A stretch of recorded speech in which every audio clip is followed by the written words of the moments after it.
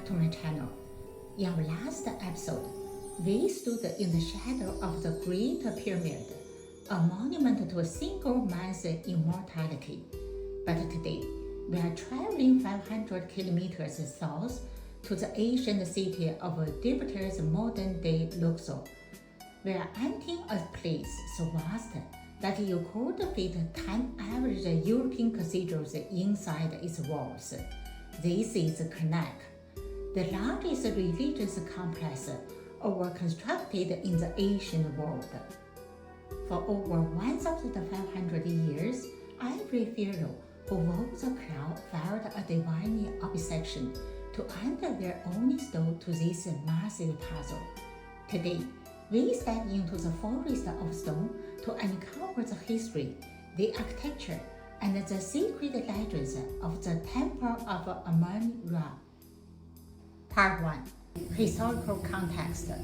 The heart of the empire. To understand Karnak, you have to realize it wasn't just a temple.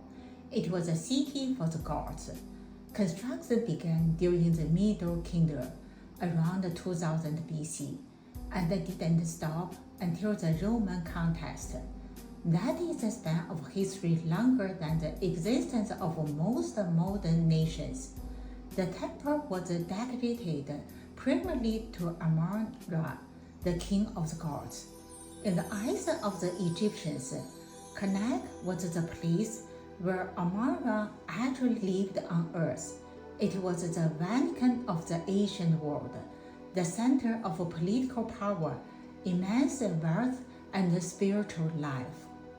Every great pharaoh had a ship set, Thutmose III, Seti I, and the legendary Roman Caesar II wanted to outdo their predecessors.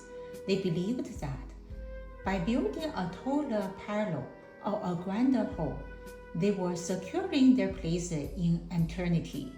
This led to a competitive architectural evolution. Walking through Karnak is like walking through a vertical timeline of Egyptian history.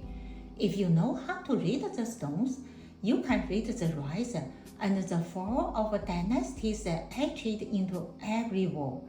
It was a place of constant renewal, where old structures were often dismantled to provide the foundation for even more magnificent ones. Part 2. Architectural characteristics.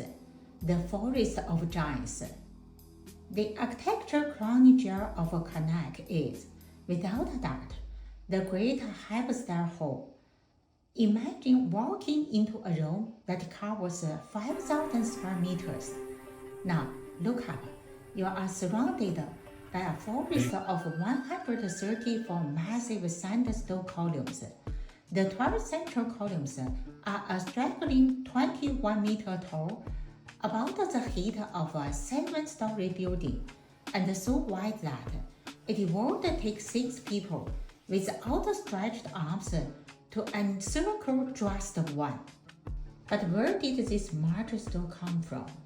The scale of the logistics is as impressive as the architecture itself.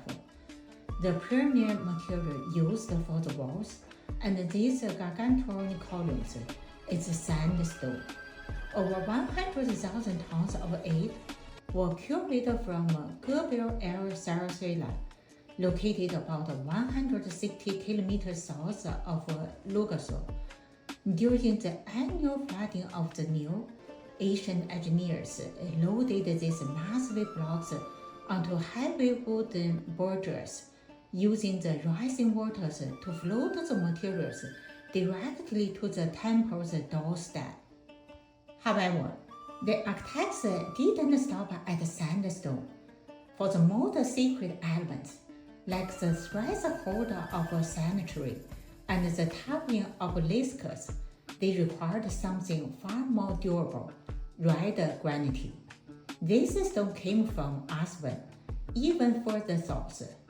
Granite is one of the hardest stones on earth, yet the Egyptians quarried blocks weighing hundreds of tons using only diorite pounders and wooden wedges.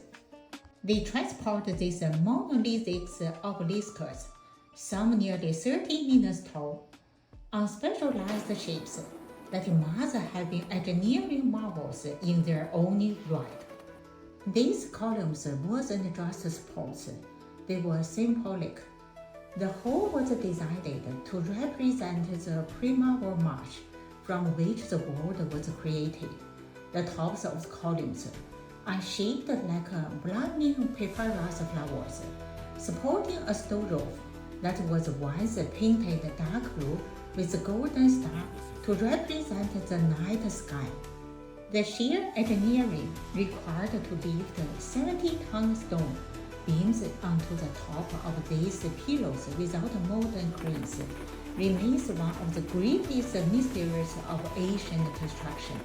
They likely used massive rafts of mud and brick, slowly dragging the stones up as the building grew taller.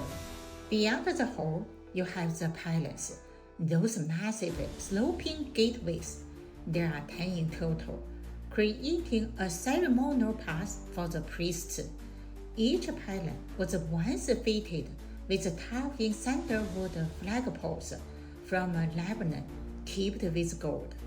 From the sandstone of Sircilla to the granite of Aswan, Karnak was a magnet that poured the finest materials of the ancient world into one sacred center.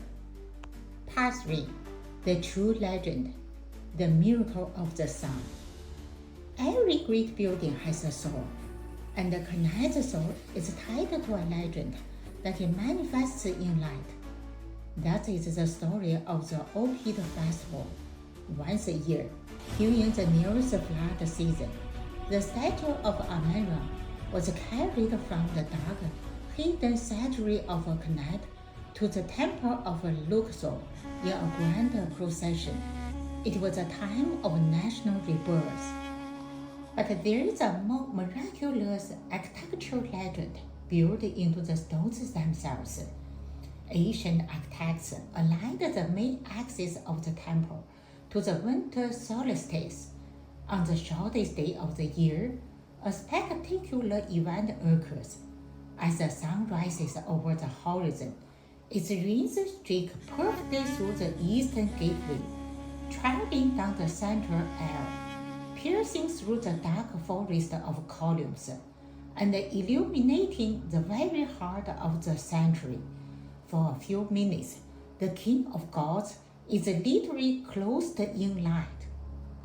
This wasn't a coincidence.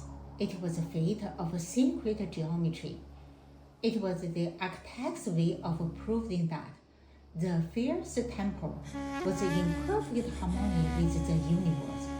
When the sun hit that specific spot, the people believed that time had been reset and that the world was safe for another year. Even today, thousands of people gather at Karnak in December to witness this 4,000-year-old light show, proving that the magic of the fierce hasn't faded. Conclusion. Karnak is a labyrinth of stone that tells the story of human faith and architectural ambition on a scale that is almost impossible to grasp. It is a place where every stone has a name and every column has a memory. Thank you for joining me on this journey through the city of gods. If you found the scale of Karnak as mind-blowing as I do, please like, comment, and subscribe. See you next episode.